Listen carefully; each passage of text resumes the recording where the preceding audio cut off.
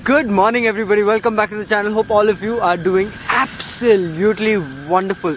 Well, today is going to be a small little video on a bike review which has actually been almost a month. My god, time absolutely flies. So it's been about a month since I have bought the giant Contend part 2 and oh my god, it has been such a beautiful journey. I'm quickly going to go find a spot to sit down in and share my journey over the past 1 month with you guys. And I'm also headed to get the bike serviced because it's just been a month. It needs a little bit of an overhaul, and I'm going to explain to you guys what the general wear and tear of the bike would possibly be and walk you guys through that before I drop it off at the service station. But until then, give me a minute, we'll be back.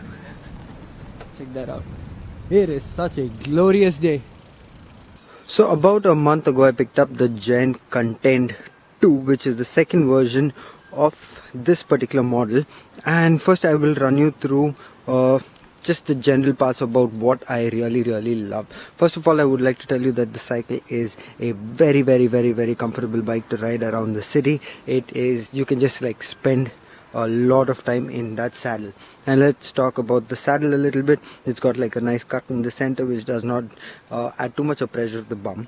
This cushioning is pretty stiff, but for an entry level saddle, it's a pretty fancy looking and comfortable saddle.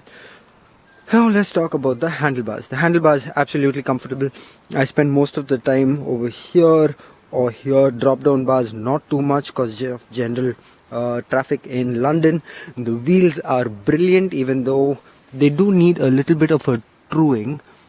They have become a little wonky, but that I think is just because of general usage. Okay, so the main reason why I think it does require a service is when I shifted into the top gear, which is like the smallest sprocket on the cassette at the back.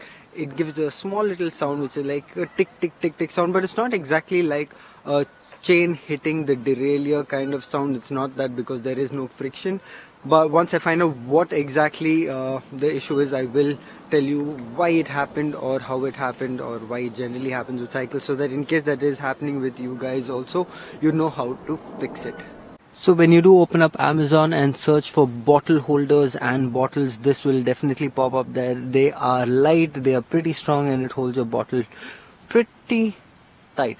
Let's take a quick look at the pedals I'm using. So I found these on Facebook Marketplace. These are actually used pedals, but I do like the metal nibs on them because most of the time it's raining over here, and these help grip your shoe and not let your foot slip, because when you are pedaling at those speeds and your foot slips, it could be a little nasty. They're not very heavy though. They are from a brand called Velgo. I mean, they're not the best out there, but they do the job.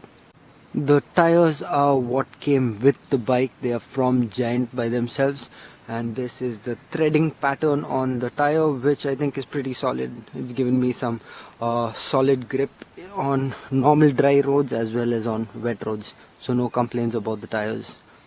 This is what the view is when you are generally riding. I have a decently broad handlebar, which is not too broad at the same time, it's just about right, so it fits my shoulder size. So when you do hold the hood over here, it's a nice comfortable snug fit. At the same time, it gives you access to your brake and your gears, and the gears shift like butter on this. And these are the Shimano Claris levers. So in terms of general cycling nature, this is the second bike that I've owned. My first bike was a time trial bike called the Montra Redeem in India, and this is the giant Contend. So in terms of cycling also, I think I'm very new to the entire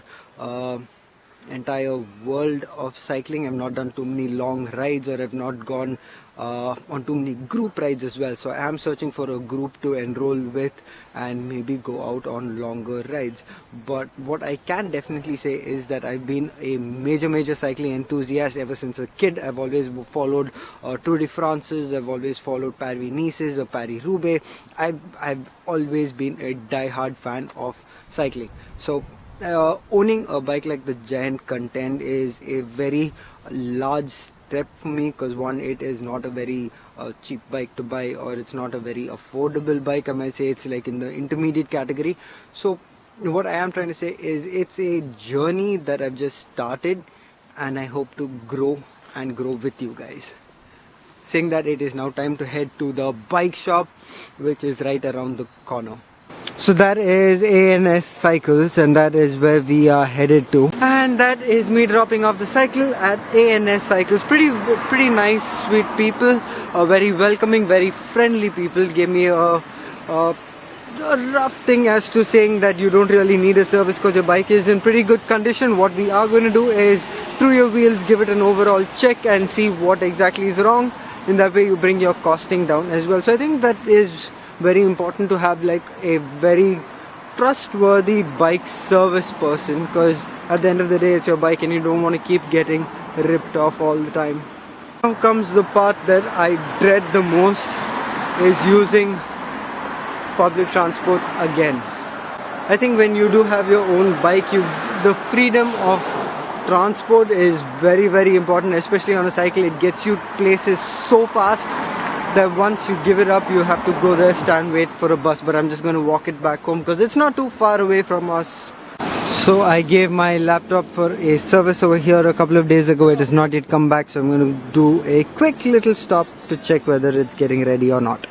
That did not go down pretty well, but it is what it is. It is costing me thrice as much as what I thought it would.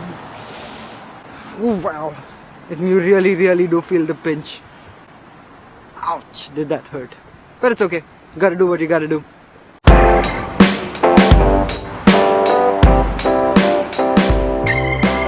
That place always has the most beautiful looking window displays ever. That chopper right there is the surveillance chopper. So he's probably zoning in on something that is happening, which is pretty massive. So generally you don't see them hovering around like that.